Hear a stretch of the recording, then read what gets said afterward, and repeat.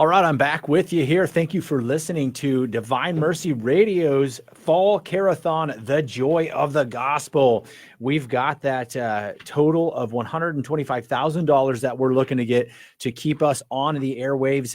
You keep us on. You are the only reason why we are on, because we are completely listener funded. 785-621-4110 or donate at dvmercy.com. I would like to remind people that we do also have some gifts at the end of the Care-a-thon. Now, a couple of them are just for whoever gives, and then some of these are for if you give a certain amount, you'll be put in a drawing. But everybody who gives $250 or more will receive a ceramic Divine Mercy Radio Nativity Christmas ornament. I already have mine. They are a beautiful addition to your tree for this season.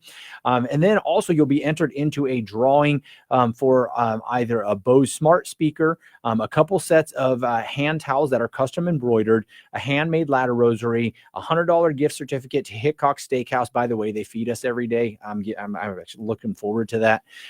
It's delicious. And then we also have a Divine Mercy Radio shirt for both a man and a woman. And you get to pick your size and I think also the logo. For all $500 donors, you will receive everything I talked about to be entered into that drawing. You'll be given that Christmas ornament. Plus, you will receive a 60-second spot celebrating a loved one's birthday, an anniversary of any kind, a baptism, wedding, graduation, or virtually any other celebration, and we can help you with that. If you give $1,000 or more, it's everything that I already said, plus a Divine Mercy Radio bamboo cutting board just in time for Christmas. And you'll receive 2 tickets to the annual banquet, which will be held on Saturday, September 13th in Hayes, and Sunday, September 14th in Salina. Our guest speaker will be host of the Beacon of Truth, Deacon Harold Burke Sivers. All right, we're going to get to our first trivia question here in just a second, and then to our guests. But first, I wanted to let everybody know that the first caller with a $100 donation during this 10 a.m. hour is going to get the book Father Peyton's Rosary Prayer book, and it's from Ignatius Press. That is compliments of Heil and Ann Huguenin. They are the owners and funeral directors of Hayes Memorial Chapel here in Hayes. All right. Call in 785-621-4110 for those donations. And let's see if we can give that book away within the first 10 minutes here. Now, for the trivia question, you call that same number, and we will put you in a drawing for a gift certificate to Messenger Traditional Catholic Books and Gifts here in Hayes. Jerome and Angela Schmeidler are the owners of that. So let's get that question out there. 785-621-4110. Where was St. Joan of Arc from? Is it A, France, B, Ireland, C, England, or D, Spain? If you're watching online, Mr. Rick Binder is trying to answer the question, but I'm not going to let him do it. Where was it? Oh, and we've got some students trying to answer too. Well, that's good to know. Is it just because you can see the sheet, Eli, or did you actually know that one? Okay. All right. He says he actually knew it. Where was St. Joan of Arc from? A, France, B, Ireland, C, England, D, Spain. 785-621-4110. All right. Without further ado, let's get to the people that you guys want to hear. So in with us today, we have Mr. Rick Binder, and we've got some TMP students here, and they are going to be talking about living the corporal and spiritual works of mercy. So we've got Eli Stein, Morgan Greenwood, and who are you? No, I'm kidding.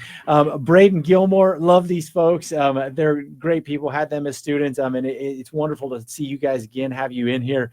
And they're going to be here adding to our conversation about the corporal and spiritual works of mercy. So let's start out with, how important is it to live out the corporal and spiritual works of mercy? Man, we're just getting right into it, huh? All right. Who wants to start us off? All right, we've got Eli going here. Hi. It's very important to live the spiritual. Wow. Is that not like the answering? Yeah, wow. Well, it is, because like with the way I look at it is they bring us like closer to Jesus, just because that's how Jesus wanted us to like love our neighbor, and like those are like the easiest ways and like the exact ways of how Jesus taught us to love our neighbor. I like to think that God created us all not just for us to have a relationship with him, but to also bring others closer to him. So because he created us, we might as well use the gifts that he gave us to bring others to Christ and get as many people to heaven as possible. Yeah, it's just like the Ten Commandments. Some we can look at them as rules, or we can look at them as those way to freedom. And so, yeah, the spiritual and corporal works of mercy, I think, are the same ways. Is we can kind of look at them like, oh, I have to do this. I remember a story about a young lady once who was her mom and dad took her to pretty much every funeral that was happening, and she's looking around and she's like, oh my goodness, I'm so bored. I could be doing so many other things. This is such a waste of my time. And then her dad passed away, and she was sitting in the front row, and she looks back and she said, I remember looking back and going, look at all these inconvenienced people, and they're here because of my dad. So that really changed it for her, from an understanding of this is such an inconvenience as to what a beautiful moment. So I like that you guys said that, because yeah, it's that way that we can help bring others with us as we go. So you guys, are the young church, right? So as the young church, how are you guys living these out? In what ways are you guys finding to bring these corporal and spiritual works of mercy into your own lives? Well, actually, in schools, during our community hours, we'll actually go out in groups to certain and different organizations around Hayes. So we'll go to Hayes, not Hayes, Holy Family, DSNWK, Via Christi, and it gives the students an opportunity to firsthand participate and act in these works to find that spiritual fulfillment, maybe to grow closer to God and act in those corporal and spiritual works of mercy. And so you take it on further later in life, past high school, or even in the next couple of years or weeks, months, etc. So when you guys go to, you said Holy Family, and then some of the assisted living centers and stuff like that, what do you guys do when you do go there? So Holy Family, we will read to the kids. Via Christi, we just talk. We go into talk to somebody living there and just have a conversation with them. I think DSNWK, for sure, we interact with them, play games with them, conversations, and I think it's a lot of just interaction, maybe something that they don't get as often. So just being around them, be a highlight for their day. Yeah, so that's awesome, because kids love to be read to, and one of the works of mercy is to instruct the ignorant. People often take that in a very negative connotation. Like if you called somebody ignorant, they'd be like, what are you talking about? But ignorant just means unlearned. And so we're all unlearned in some manner. And so to go to the youth of our community, and even if it's not necessarily, you don't have to just read them scripture or something like that, but if you're reading them something that opens their mind and helps them to grasp toward, toward the beauty, toward truth, toward one of those transcendentals, then that's awesome, because you're helping the kids then to look outside themselves to something greater than themselves. So it looks like Morgan maybe has something she wants to say about this. A lot of people really look forward to going to Holy Family, spending time with kids, but honestly, I thought it was really cool to go to DSNWK, especially being able to interact with other people, even though their brains just work a little differently. It was really cool. And this one person I was bingo partners with, she actually had some questions for me about Jesus and living a life with God. Sadly, I was unable to answer them because we were dismissed, had to go back to school. But I feel like even though people love spending time with children, there are so many other things you can do that still bring out joy.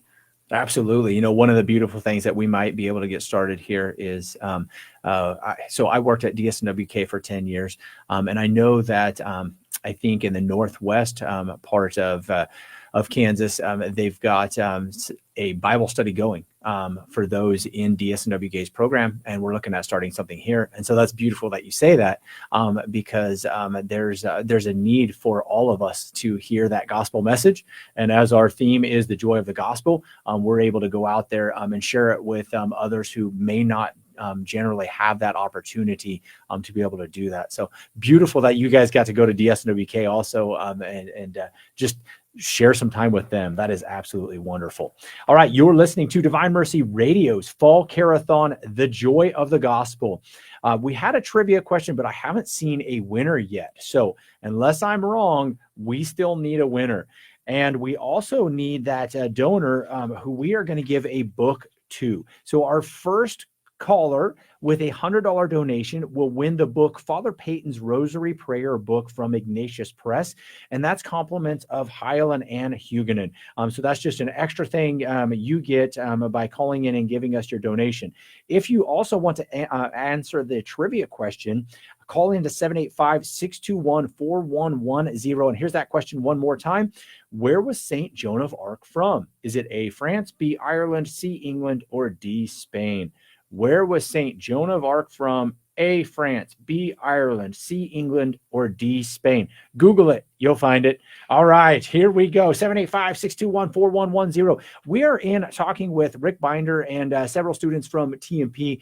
We're talking about the spiritual and corporal works of mercy, not just because it's like, oh, hey, what could we talk about? But because they've actually been on some recent mission trips. And so that's what I kind of want to break into now is you guys went on a trip to St. Louis. Is that correct?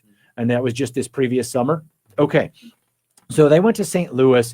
And then can you guys tell us about, obviously kind of what works of mercy were you able to apply there, use, but not just like in a, not just in a, well, we went and but can you guys give us like some of your story? What did you experience? What was it like? How did you see like the gospel come alive while you guys were there?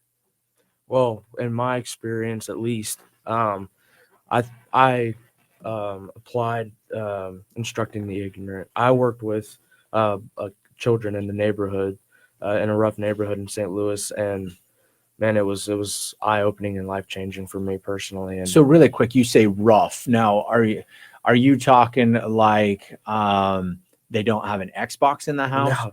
No, gang violence. Oh my! There are families of probably 4 different families living in a small confined apartment room. People sleeping on floors. Something that I saw. Going to go get one of the kids to get to the group that we were working with. Row of them sleeping on a floor next to a wall. So rough as in that. So a lot of gang violence in that neighborhood. Okay. They're surrounded by that and they grow up into that. Some of the kids I worked with, that's all they talk about. So I would imagine that somebody like that, somebody in that situation, they probably don't hear the joy of the gospel very often. No. Well, I think the special thing about that was that the lady, I think, I forget her name, but that is so true. They're not being taught anything of the gospel, and gracious, very faithful woman, and just teaches them the gospel and teaches God and in such a beautiful way to these kids. They're redesigning a church or like building a church there that was kind of run down, and it was actually a place of like a satanic worshiping.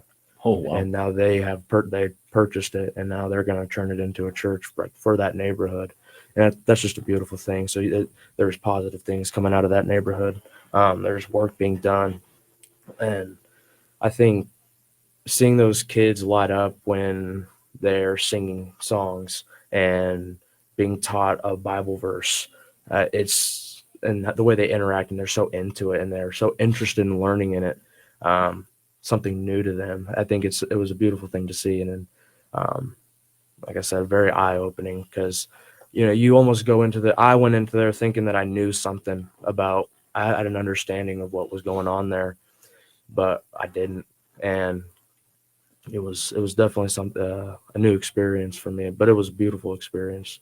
That's awesome to hear you talk about that because we can very easily. I mean, we have daily mass. We can pretty much just pick a time and spin a dial and be like, yeah, there's probably mass going on somewhere in Hayes.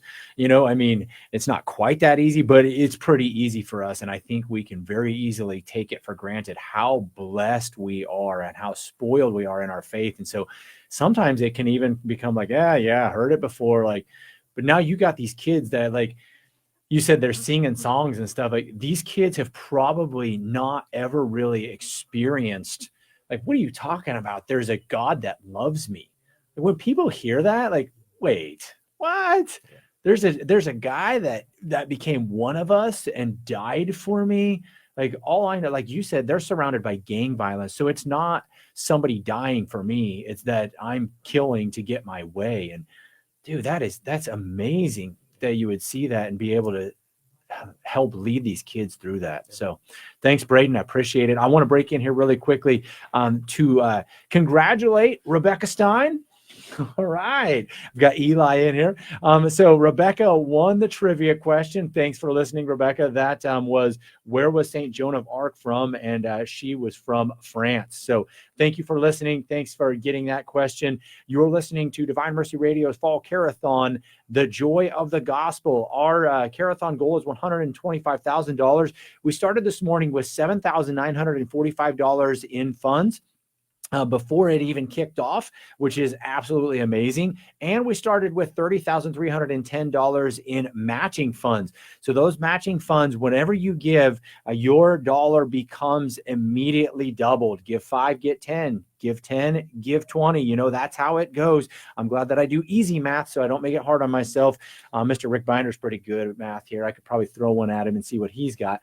But I'm not as good. So you can give any amount, and I will try to figure out what the double of it is. 785-621-4110. Call in and help us to continue putting the joy of the gospel out there. We just got done listening to Braden talk about how he saw these inner city kids who are used to gang violence, are not used to the joy of the gospel, they're singing, they're being taught, they're having this church built. And so what a beautiful message that we are able to give to them, and that we can also give through the gift of these radio waves. Radio is free in anybody's car or at their house. So give us a call, 785-621-4110, and let's keep it going. I want to get back to these three wonderful young people. Let's see. It looks like Eli maybe wants to share his story, or he's going to be a gentleman and let Morgan go first. Toss it up. Here we go. All right. Way to go, young man. All right. Eli's going to let Morgan go first, and she's going to talk about her experience in St. Louis. So much of St. Louis I didn't really expect. Surprisingly, it was actually a lot of cleaning. There was a time when we were in a homeless shelter and we had to clean out a shed full of diapers. Like packaged diapers, thank goodness. But it was also really interesting to go to a domestic violence shelter, and we helped clean some rooms and set them up for people who are about to live there. And even though we were doing so much good, it was also kind of heartbreaking knowing that people were going to be living in those conditions, but also kind of nice to realize, even though I'm doing something so small and this person won't be able to thank me, I'm still doing something helping someone else. Like, no matter what you do, whether it's big or small, it's always helpful in some way. And I think that's really cool. And I really hope that they have God and are able to go to him, because if I was in that situation, I have no idea what I would do without him. That is really awesome, because imagine how many of those people come into there and are just thankful to have a clean room. Have any of you been to the Samaritan House in Denver? Yes, I have actually. Okay, so Eli, maybe we could speak to that a little bit also. I got to go once, and it was much like you were just talking about, that, these people, for whatever reason, they have nowhere else to go. And so these shelters offer them, at least for a night, some clothing, some bedding, and a meal to eat. So speak to either the Samaritan House, St. Louis, or both in your experience? Okay, so I'm gonna talk about St. Louis first. Basically, I was in Morgan's group as well, and like I went into it, and I did not want to be there anymore because I heard there was a chance that we were gonna be with the kids, and like it was gonna be a week full of fun playing with them, and I was like, "Bet that sounds amazing." And then I get stuck in a group that's cleaning a homeless shelter, and then cleaning out some basements for like domestic violence people. And so like for the first couple of days, it's just like, why am I here? And I kind of got like the realization why I'm here after I met Z. I don't know his actual name because he had like a speech impediment and he was like young, so I don't really remember his full name. But Z was at the homeless shelter and we were having lunch outside and he was just kind of playing outside because they had a playground there. And he came over to us and he sat down and he didn't have any food. And so he stole at least half of mine. And so it was just kind of funny because gave him some food and I had this half-gallon jug that used to be chocolate milk, but I had Gatorade poured in it. And he wanted some of that too. So he kind of picked it up like I did and he just started chugging. And he was just going with it. And then so we left there. And then the next day we were at the domestic violence shelter.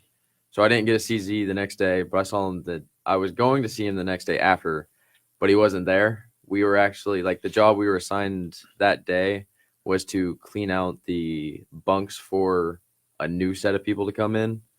And so like at that point, it was just like wondering what happened. It's like, cause I'll never get to know if he got like, he could have easily been out on the street, but he could have like gotten someplace better and like got a permanent place to stay. But that was just kind of heartbreaking at that point. Wow. Yeah. And that's, so maybe the beautiful side of that story is, you got to be Christ to him in that moment. And that may be one of the only examples he ever sees. And I think that is kind of the point of the spiritual and corporal works of mercy is that as we're Christ to one another, no matter how hard his life is, he may hang on to that and be like, you know what? One time there was this one guy who shared his Gatorade with me. Like that seems pretty simple and funny to us, but to him, that may be one of the most important things that will carry on in his life. And maybe it's what sparks him to be like, hey, you know what? The very little I have, I can share with others also. So what a cool story. Awesome. All right. Now, there's lots of ways that we can live out the spiritual and corporal works of mercy. And we're going to get back to that in just a minute. But first, I want to break in and I want to thank Mark and Dora Liker from Munger. So they donated $250.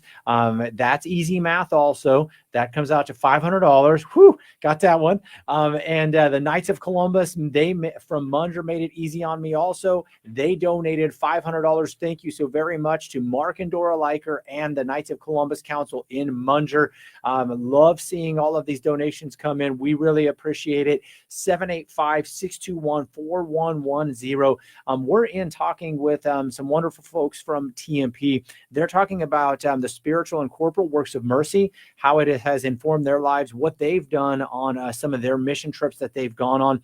And I think that's another good place then for us just to break back in and say, these mission trips, the purpose of them, obviously, Eli, you mentioned it a little bit. Sometimes we go into it like, oh man, sweet. What do I get to do?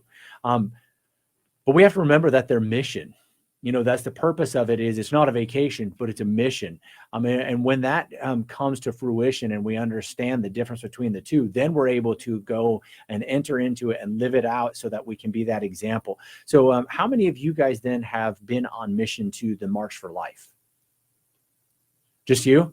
All right. Okay. So that's one that I want to speak about here then is how did you kind of see this really informing the spiritual and corporal works of mercy informing this mission trip? What do you do? What do you see? Have you seen fruits come from that? Anything that you'd like to tell us? It was really cool to see all those people gathered up for one reason only, and that reason was to stop abortion. And sometimes there are always people questioning if it's right or not. There are people I really care about who sadly believe that abortion is right. But being there, hearing people speak, I know there was one girl who spoke. She was the daughter of a saint, and that saint, she was told to either get an abortion or her life would be at risk, and she decided to give birth to the baby anyway, even though it costed her her own life. And seeing that daughter speak, it was really cool, especially thinking that God only took 6 days to create the whole entire world, but he spends 9 months creating you inside the womb. That's how much he loves you and cares for you. And I also like to think of it as God's a painter creating a beautiful painting, but people try to grab the canvas and break it before he's finished with it. And I believe we should let God create his artwork, and we are his masterpieces. Yeah, that is really cool. Have you seen that little video? There's a video, I don't remember what the guy's name is, but he makes us understand through exactly that. Like, we are God's masterpiece. And no matter if a painter creates more than one masterpiece, he loves each one like it's the only one. And it's really cool because they're talking about how a master painter will put his very self into his creation. And that's what God has done, has put his very self into us. So I love that you gave us that understanding of that, but also then just, the beauty of the pro-life movement, because there's so much ugliness out there in the world. And this is one of those things where we really can take the joy of the gospel to others through the gift of life. And like you said, the beauty of thinking about just God constantly keeping us in a created order, moving us from just this tiniest little thing to a fully grown human being. Some of us are a little bit bigger than others, but little joke between me and Braden. But no, that is such a beautiful thing. I thank you very much for sharing that with us. And is there anything else that you would want to add about the mission there and back? Yeah, we almost died on the way back. Oh, okay. It was very I don't Wasn't expecting remember it. that. I don't remember it too well, but the bus driver, he fell asleep while he was driving twice. This wasn't Mr. Binder, right? Thank goodness it was Okay, not. no, not Mr. Binder. But I was asleep, so I don't remember it well, but apparently we almost went over a hill, and it was also kind of cool to think we could have, especially since Washington, D.C. is such a big place, so many bad things could have happened. I remember seeing homeless people on the streets and so many roads, giant buildings, but we still stayed safe along the way because God knew we needed to go and fulfill that mission. And I also like to think of just being pro-life in general. I'm actually autistic. I was diagnosed with autism at 19 months old. So to think that my parents could have basically thrown me away, maybe I could have been in an orphanage, had a completely different life, but they decided to keep me anyway. So many people are doing that with their children, even though they don't know if their children are going to survive or if they'll be mentally different. Mm-hmm. So even in those circumstances, it's still beautiful to see people being pro-life and caring about their children, whether they're quote unquote normal or not. Yeah, I thank you so much for bringing that up. Listeners out there can look this up.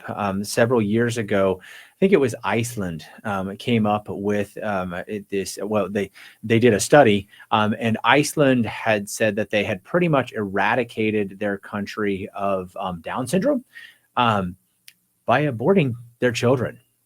And so that was such a sad thing when I read that. I had to look into it twice to make sure I read it right. And sure enough, 99% of Down syndrome babies in Iceland are aborted.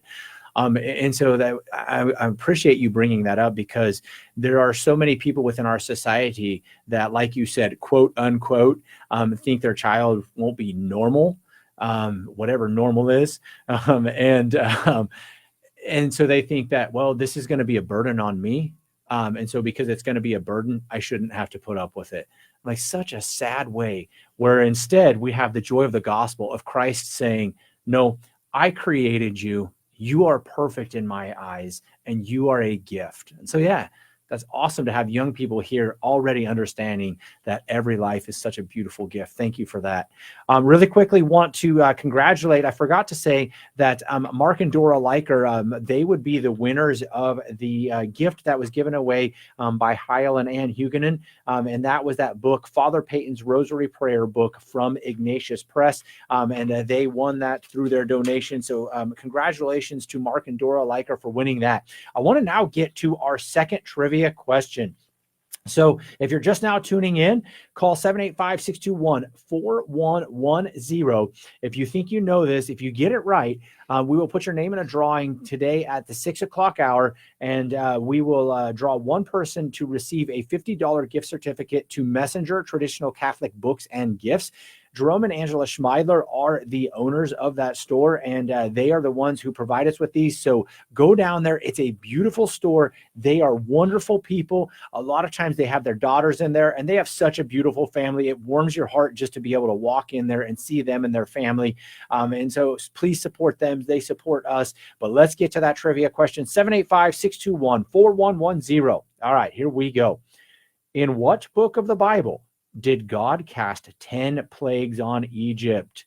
Is it A, Leviticus, B, Exodus, C, Genesis, or D, Tobit?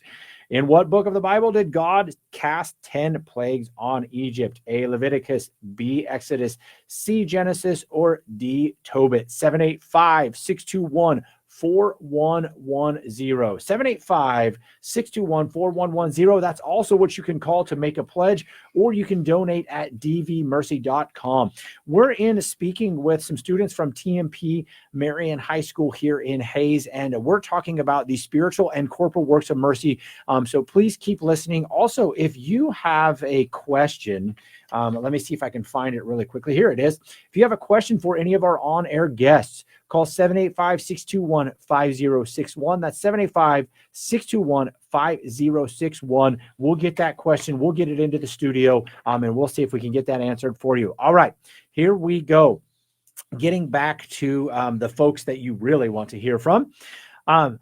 Now that you guys have experienced some mission trips within your life, I imagine that you're able to take some of those things and apply them to your everyday life. So what are some other things that you guys are doing here within the Hayes community?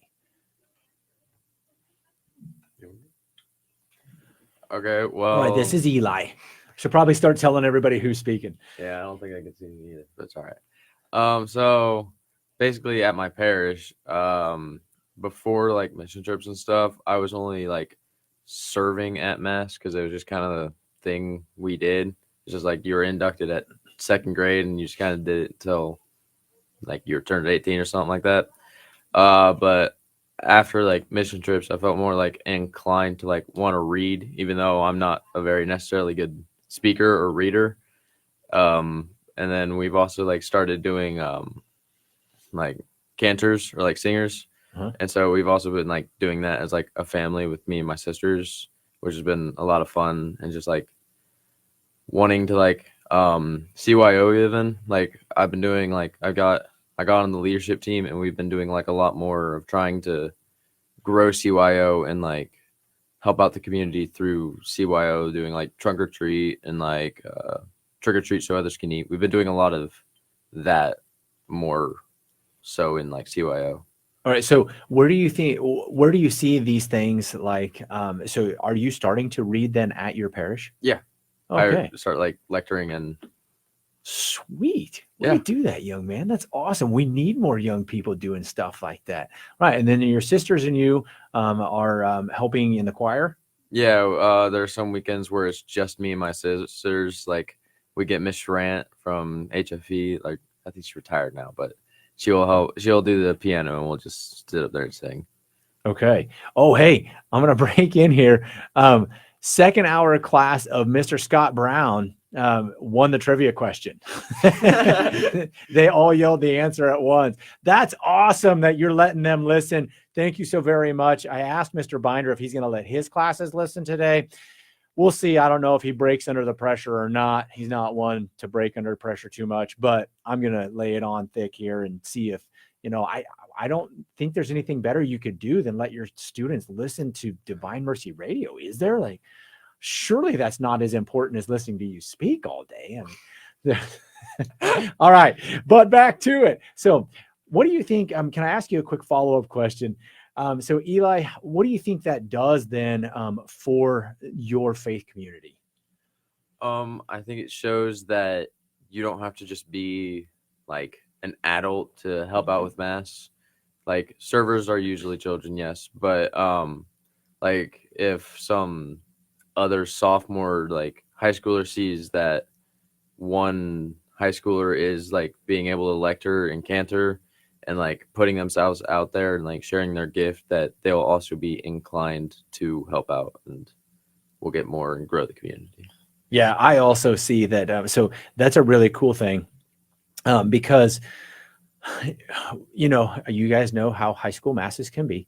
And sometimes it just takes one or two people to step out there and be like, I don't care, whatever, laugh at me, make fun of me. I'm just going to sing because it's the right thing to do. Or I don't mind lecturing at all. I may stumble over my words. I've probably done it like 30 times already today. But if I can help out in any manner, then why not? And then other people are going to see that and hopefully carry that on. So I like that. I appreciate that. A beautiful way to live some of these things out. All right, Morgan, Braden, who wants to go next? All right. So Morgan's going to tell us a little bit about what she's doing within our own community. So I've been in Girl Scouts for multiple years, and I remember for our Copper Award, we made handmade toys for the dogs in the Humane Society, and then gave those toys to them. And even then, adopting animals from the shelter is really inspiring. I remember when I was in 6th grade, we got an older dog from the shelter, and even though he was already 10 years old, his breath stank, his teeth were rotten, and he was kind of ugly. And we still took him in and really cared for him. He did pass away this last year, but he still lived a long life with us, and we like to think of it as a retirement home. And I also sing for Mass, and we sing for Monarch Music. But it's kind of heartbreaking because usually when people think of cantors, they think, oh, those are the people who sing at Mass, when really they should be leading everyone to be singing at Mass. They're the ones leading, but everyone else should also follow and sing along. But I feel like many people, they're scared about what other people next to them may think. Yeah, I feel like we should really strive to make Mass as loud, and even if it doesn't sound pretty, make it as loud and spiritually beautiful as possible. And then I feel like it would make God smile in heaven, thinking, wow, all these people are singing just for me. So you bring up some really good points there. One of the things that I've seen, and this happens if you go to the diocesan CYO event, the national level, or many other types of retreats. What you find is you actually find that when you go to Mass, the roof is blown off the place, because people get out of their insecurities more because they're like, well, everybody's here to do the Catholic thing, right? Like, so I'm going to do the Catholic thing. But then, when we get in our tight-knit communities, a lot of times we're like, maybe not so much. And so I like that you pointed that out, because that is a big one for us. I remember specifically at St. Nick's here a couple years ago, there was a guy behind me and he was just belting it out. And I turned around later after Mass was over and I was like, thanks for singing. And he's like, absolutely. That's what I'm supposed to do. And he's a father of, I think, 5 or 6 kids. And I was like, man, that's going to carry on. There's probably going to be a child or two that's going to be like, Dad sings, why wouldn't I? So yeah, thank you for that, because that's a great message for us to remember that when we're living out our faith the way that we're supposed to, it's going to be catchy. All right, Braden, what do you got for us, man? And I wish I could say I'm a part of a group or I'm super, super active in the community, but I think the best way that I've applied these things through from the mission and things like that is I think I try to showcase my faith a bit more, meaning say it's like a football game. I'll I'll be praying the whole time or in practice, like, and I'll show that. And it's not really something that, I guess it's kind of stemming off of what you said with how it carries on, hopefully as like, say like an upperclassman, a freshman might be, a little like, feel like it might be weird or different to be vocal and about their faith and really show like how strong their belief is and like reliance on Jesus and God is. And I try my best to just, I hope that as an upperclassman, maybe someone that they look up to, and it's not different at all. It's something that I take pride in and that I rely on heavily in my days.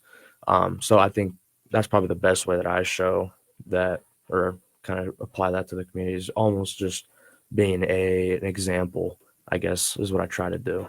Yeah, and it also doesn't even have to be necessarily just like making the sign of the cross or anything like that, but also just being a good sport. So I'm glad you brought that up. I recently I was watching some junior high basketball. And we all know how crazy that can be. It's not the most organized, but they do. I mean, since Mr. Scott Brown is listening, Mr. Scott Brown does a great job with those kids, because I know how difficult it is to try and teach or to try and coach at the junior high level. Kids who are just, you're at that weird stage in life and you're just kind of gangly and stuff, and your body doesn't always work the way you want it to. And this is the first time that you've ever done these things. And so like, my goodness, you're taking up a great thing there, Mr. Brown. Thank you for that. But also I was watching, and I think it was one of our kids just got stuffed, man. He went up for a shot and the other team just totally blocked it. And instead of, like whining, crying or anything, he actually looks over at the other dude and gives him a fist bump. I was like, that's so cool. You just totally got it handed to you, but you were like, man, that was pretty good. Nice job.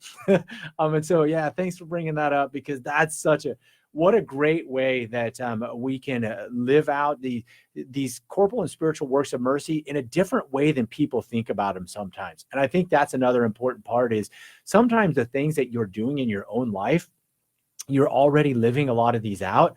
It's just, are you doing it in the right manner? Are you doing it with a joyful heart, so that other people know, well, you know what? The reason why they're like that is because they're taking the gospel message seriously. So that's a really great way to put it. All right. You are listening to Divine Mercy Radio's Fall Care-a-thon, the joy of the gospel. And we have got, let me see if we have yes, we did have everything taken care of for this hour. And I do have a notice here that if anybody wants to, you can subscribe to our Divine Mercy Radio YouTube channel. I subscribe to that. I would tell you guys also, we actually had this pretty funny, kind of neat little intro video for this week. You get to see me riding on my motorcycle. It was kind of fun to do. It's kind of cheesy, but go watch it and subscribe to our Divine Mercy Radio YouTube channel. You're listening to The Joy of the Gospel. We have our Care-a-thon goal of $125,000. Let's get those phones ringing again, 785-621-4110, or donate at dvmercy.com. If you have a question for our on-air guests, call 785-621-5061. That's 785-621-5061. We'll get that question in here and we will ask them and see if we can do our best at answering those for you. 785-621-4110 for your donations.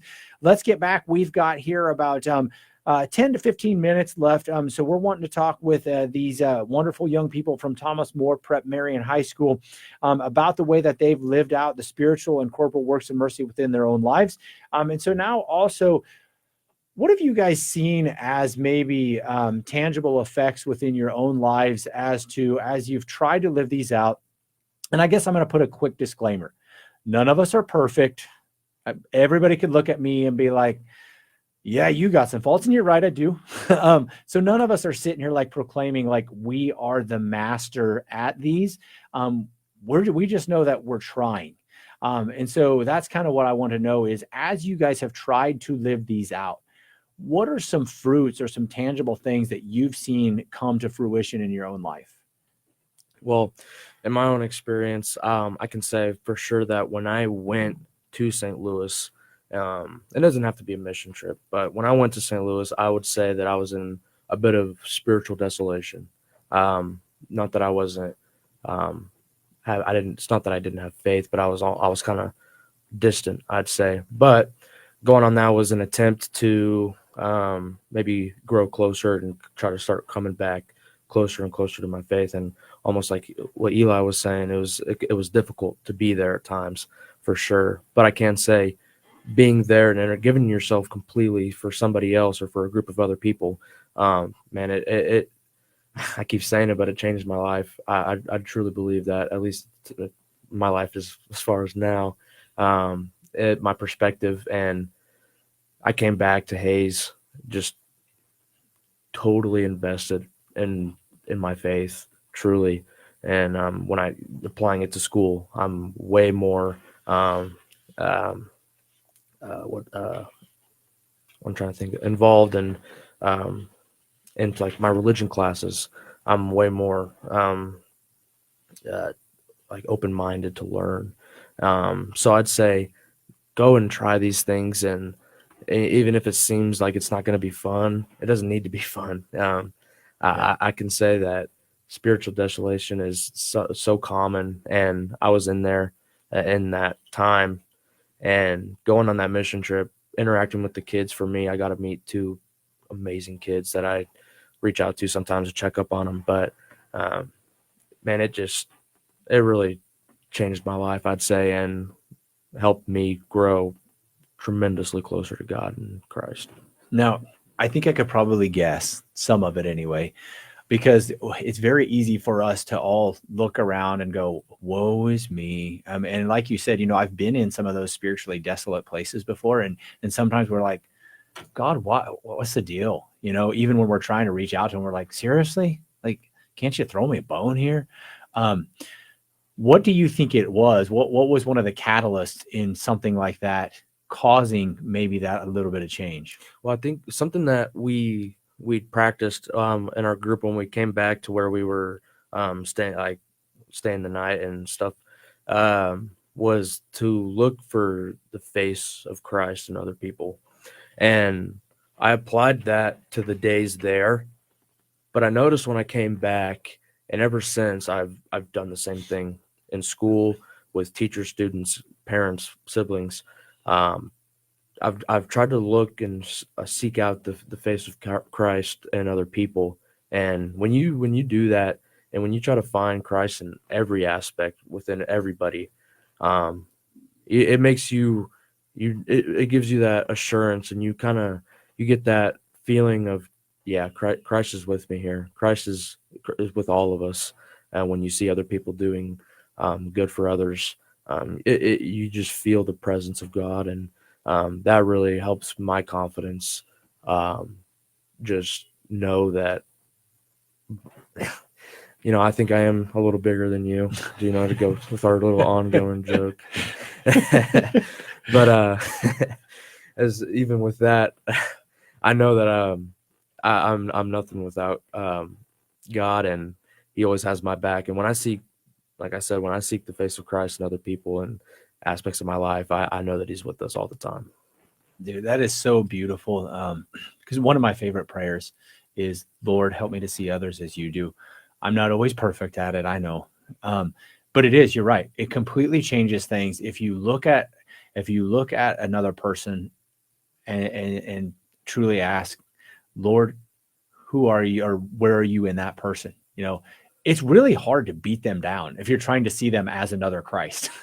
Like, that's pretty tough to do. And so, yeah, you're right. That changes your mentality. It changes your view of just how to treat other people. And so what a beautiful thing. All right, let's get to one of the other two of you. All right. Morgan gets to go next. So yeah, they're being such gentlemen here.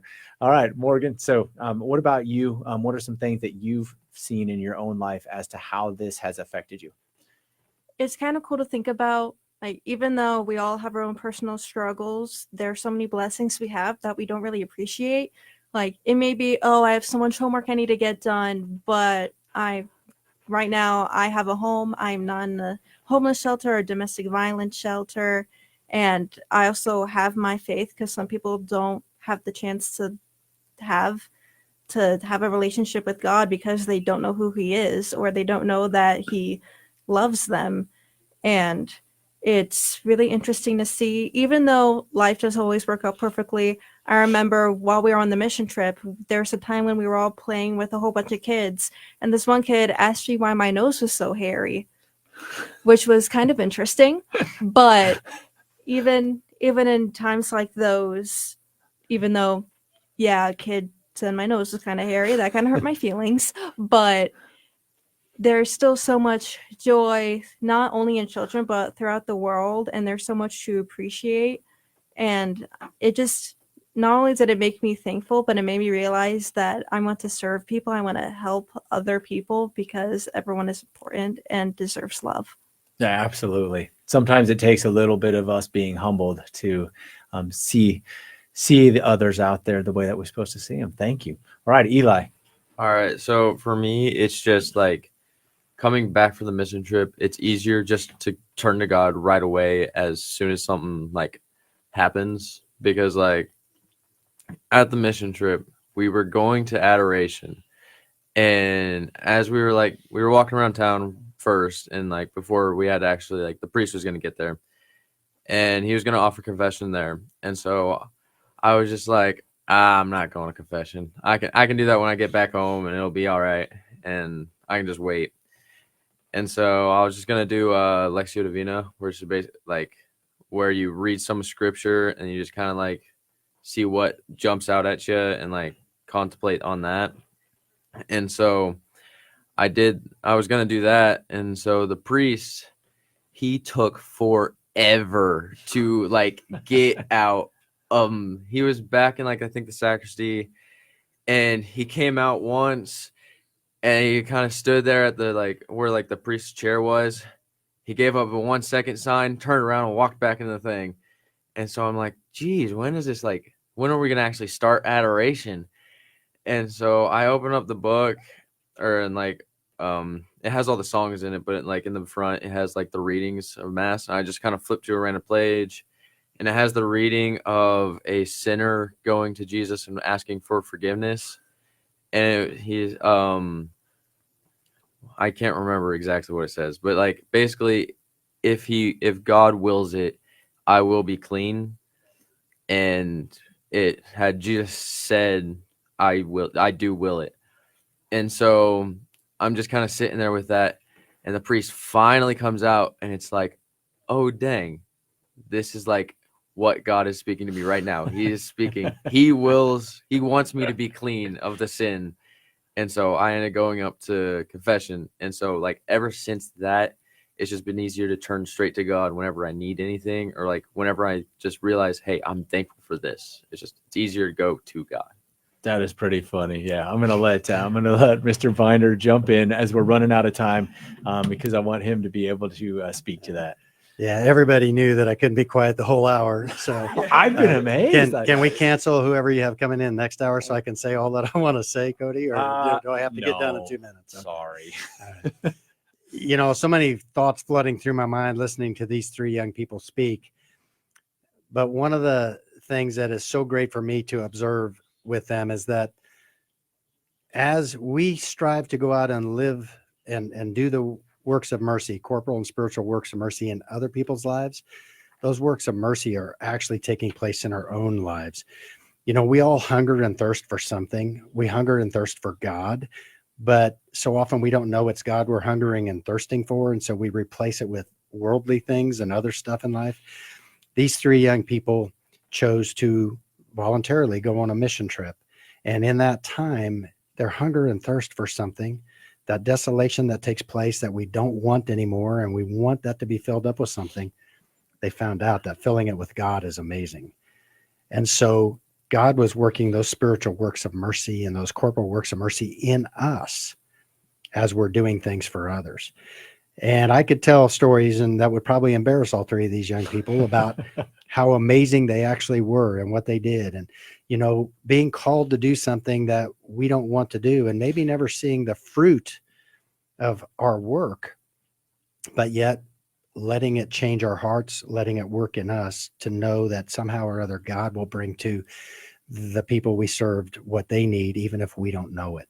You know, to have to clean apartments and houses for people we may not get to meet, but knowing that somehow they're benefited, to work with little kids that we know chances are pretty high that they're going to follow the footsteps of their older brother and cousins who are hardcore gang members. But yet there's that little glimmer of hope that Christ always keeps there, that we won't give up living these works of mercy to the best of our ability. To have a young man say, I don't want to go to DSNWK, I don't want to do that, I just want to stay at school. And the teacher say, no, you're part of the house, you're going with us. And then not wanting to leave DSNWK to come back because their hearts and minds was opened up to the beauty of meeting a new friend and can't wait to get to go back the next time. And all of the works of mercy, it's who we are, not a trip, not a project, not a moment. It's every moment. And seeing that take place in these three young people and all of our young people gives me great hope. I would say they've acted on it by doing things back here at home, but most importantly, they've acted on it by just realizing who God created them to be and being more confident in that and sharing that gift with others in a great way. Sometimes it's very obvious by volunteering. Sometimes it's just by carrying yourself with a little different demeanor, a little different approach to how you see things in life, how much calmer you are, how much more willing you are to recognize Christ in each other. And as these three have started to recognize Christ in others, everyone else is starting to recognize Christ in them, and how awesome it is to see that take place. Awesome. You know what I think is awesome also? Extra credit. I think that maybe their religion teachers should offer them some extra credit for coming in today. I am not their teacher this semester, so I'll have to talk to some other teachers. Well, there you go. You better pass that on. So I want to thank you guys for coming in here today. I appreciate it. I want to thank Rick for actually letting them speak for the whole hour. That was crazy. I mean, way to go. Just stood here listening. That's awesome. All right. No, thank you guys so very much. I know it took some time away from school, but you're probably not too disappointed about that. But also it does take a lot to be able to open up, and, on a live broadcast here, radio, and everything else. So thank you so very much for your time. Have a wonderful day, and keep it going. Thank you. All right. You are listening to Divine Mercy Radio's Fall Care-a-thon, Joy of the Gospel. We've got a Care-a-thon goal of $125,000, and we're getting ready to bring in some more wonderful guests. First, I want to thank